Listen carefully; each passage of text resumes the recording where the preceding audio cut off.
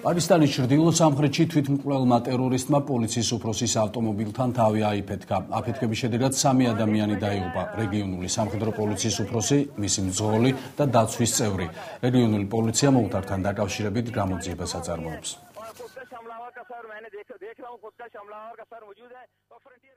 კაშმირში მასობრივი საპროტესტო აქციების გამო მატარებლების მოძრაობა შეფერხდა. დემონსტრანტებმა რკინიგზის სადგურები დააზიანეს. მომიტინგეებმა აყარეს რელსები. მასობრივი საპროტესტო აქციები პოლიციასთან შეტაკებაში და ვანდალიზმში გადაიზარდა. ადგილობრივი ხელისუფლების განცხადებით მატარებლების მოძრაობა გაურკვეველი ვადით შეჩერდა.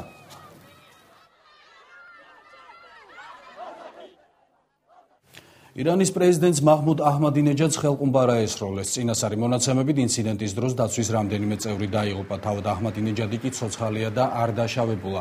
პრეზიდენტის კორტეჟს ხელყუმბარა უცნობმა ადამიანმა ესროლა. თავდამსხმელი უკვე დააკავეს. თავდასხმა ირანში ქალაქ ჰამადანში იმ დროს მოხდა, როცა კორტეჟი აეროპორტიდან სტადიონ კოდსის მიმართულებით მოძრაობდა.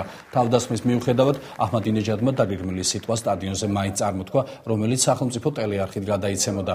2 დღის წინ ირანის პრეზიდენტმა განაცხადა, რომ ისრაელის სპეცსამსახურები მასზე თავდასხმას ამზადებდნენ.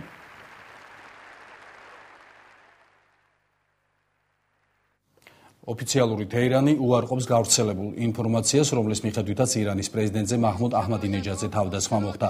ამ ინფორმაციას ირანული ტელევიზია ავრცელებს. მოგვიანებით ირანის პრეზიდენტმა პირდაპირ ეთერში ლექცია წაიკითხა, თუმცა თავდასხმაზე არაფერი უთქვამს.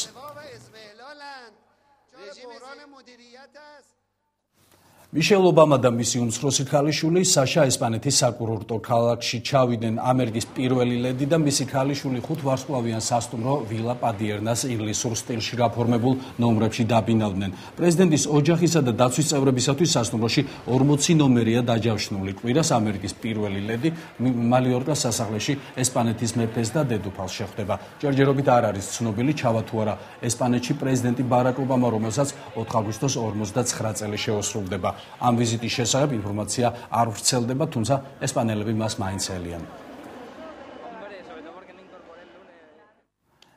სისხლიანი ალმასის საქმესთან დაკავშირებული სასამართლო პროცესის დროს ვერცერთი რეპორტიორი სუპერმოდელ ნაომი კემბელს ფოტოს ვერ გადაუღებს. ეს გადაწყვეტილება სასამართლომ მიიღო. სუპერმოდელი ნაომი კემბელი ჰააგის სასამართლოს წინაშე მოწმის სტატუსით, სასამართლო პროცესი კი ლიბერიის ყოფილი პრეზიდენტის ჩარლზ ტეილორის საქმეს ეხება, რომელსაც უამრავი დანაშაული ედება ბრალად. 5 აგვისტოს მსოფლიოში ცნობილი სუპერმოდელი ნაომი კემბელი ლიბერიის ექს-პრეზიდენტის ჩარლზ ტეილორის საქმესთან დაკავშირებით ჰააგის სასამართლოს წინაშე მოწმის როლში წარსდგება. სუპერმოდელის თხოვნით სასამართლომ რეპორტიორებს სასამართლოს შენობაში მისი ფოტოების გადაღება აუკრძალა. ჩვენ დედოფალსა ჩვენი ქვეყნის პრემიერ-მინისტრსაც ვუღებთ ფოტოებს, როდესაც გვინდა. ხოლო ნაომი კემბელი იქცევა ძალიან უცნაურად. ჰააგის სასამართლომ ნაომი კემბელი ლიბერიის ექს-პრეზიდენტის საქმეში მოწმის სტატუსით 2010 წლის იანვარში დაიბარა. ჰააგის სასამართლოს აინტერესებს მიიღო თუ არა 40 წლის მოდელმა დიქტატორისგან ძვირფასი ალმასი.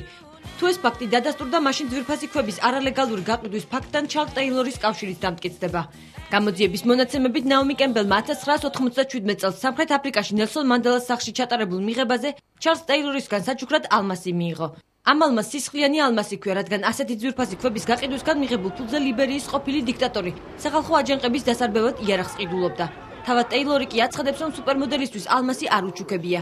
სისხლიანი ალმასებით ვაჭრობის გარდა ტეილორს მკვლელობებში, ტერორისტულ ქმედებებში, კანიბალიზმსა და სიერა ლეონეში შეიარაღებული კონფლიქტების გაღვივებაში ედება ბრალი. ნაომი კემბელი სასამართლოში ჩვენების მიცემაზე უარს ამბობდა, რადგან მისი თქმით ეს მის სიცოცხლეს საფრთხეს უქმნიდა.